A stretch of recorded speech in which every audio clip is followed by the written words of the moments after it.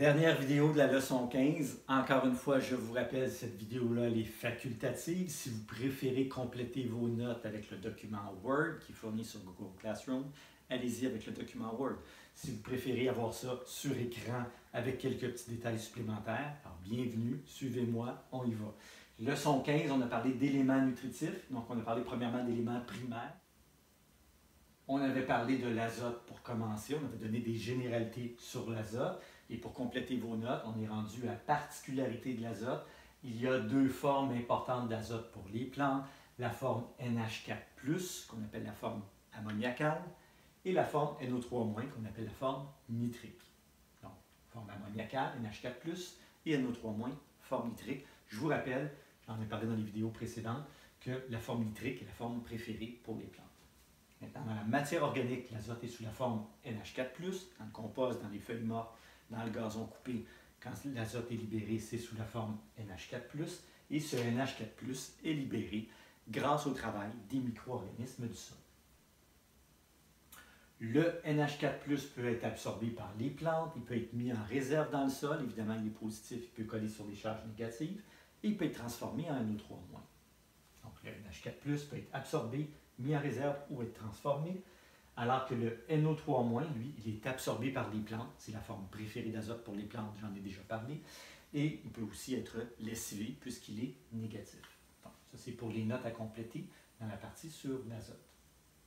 Le phosphore, particularité du phosphore, je passe sur les premiers points. Donc, on avait dit que le phosphore est un élément peu mobile, qui était difficilement absorbé par les plantes parce que souvent il était fixé dans le sol. 80% du phosphore, dans certains cas, peut être fixé dans le sol, donc non disponible.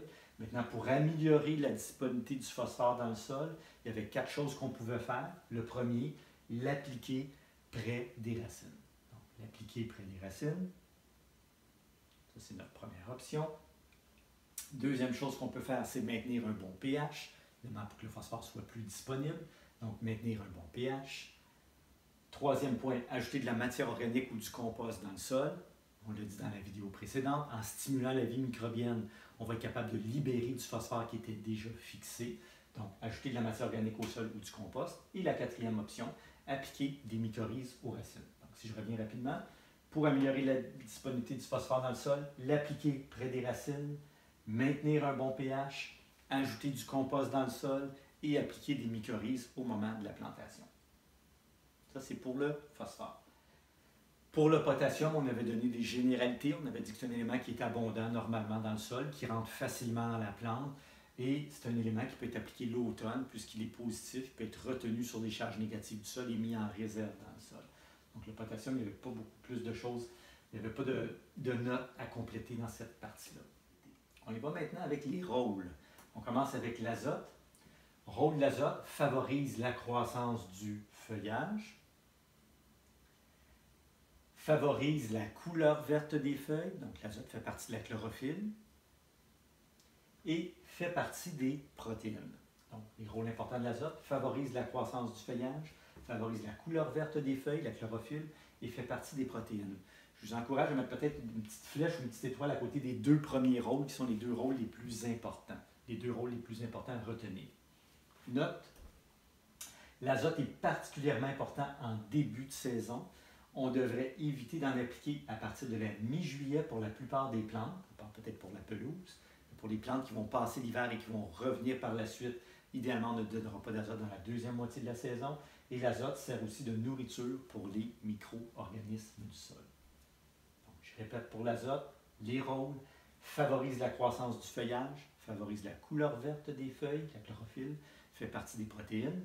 Et dans les notes, l'azote est particulièrement important en début de saison.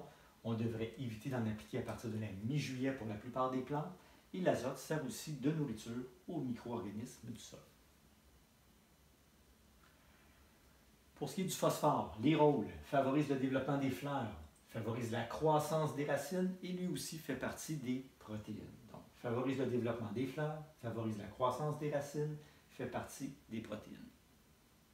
Et la note, une petite erreur, c'est le phosphore travaille en équipe avec le potassium pour la fructification. Donc, je répète, la note pour le phosphore travaille en équipe avec le potassium pour la fructification.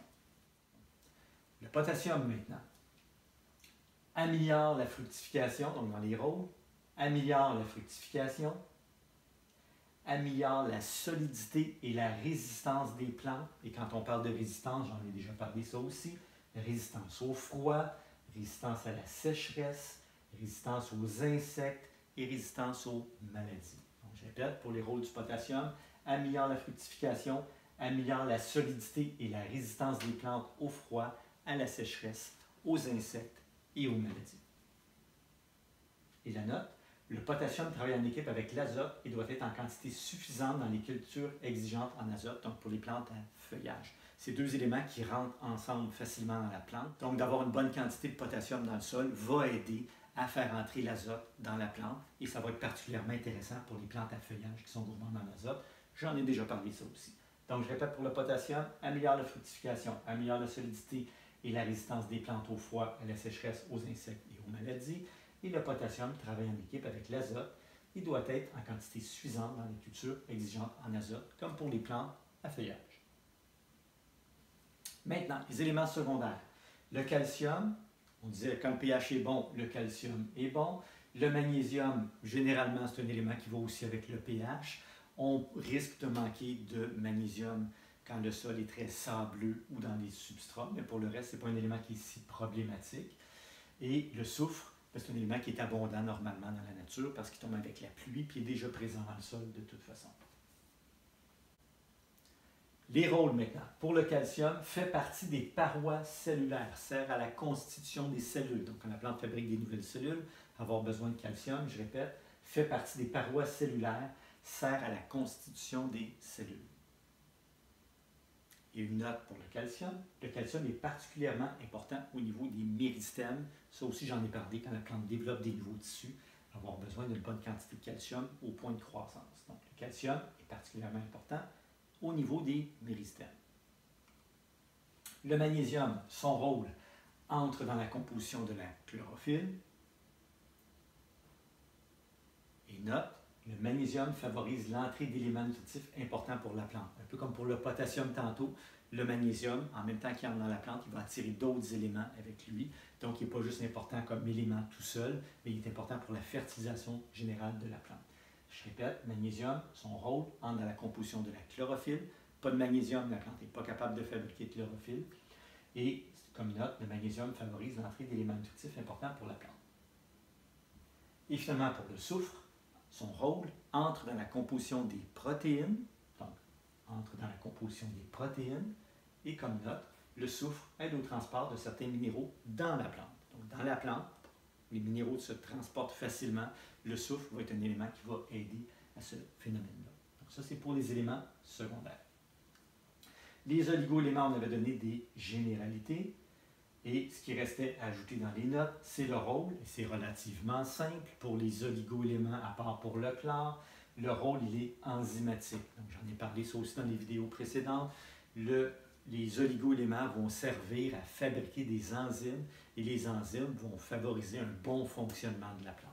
Donc, ils ont tous un rôle enzymatique, à part le chlore qui, lui, stimule la photosynthèse. Donc, il n'y a pas un rôle enzymatique direct, mais il y a un rôle qui influence et qui stimule la photosynthèse. Et comme note, dans le bas de la page, les enzymes favorisent un bon fonctionnement des plantes, je viens de le mentionner. Le métabolisme des plantes sera affecté différemment selon l'oligo-élément en carence. Chaque enzyme jouant un rôle ou des rôles spécifiques. Donc, je répète, le métabolisme des plantes sera affecté différemment selon l'oligo-élément en carence, donc selon qu'il manque un ou l'autre. Ce ne sera pas nécessairement le même phénomène qui va être affecté, mais la plante va fonctionner moins bien. Une plante qui est en carence d'un oligo-élément fonctionne moins bien. Alors voilà pour la leçon 15.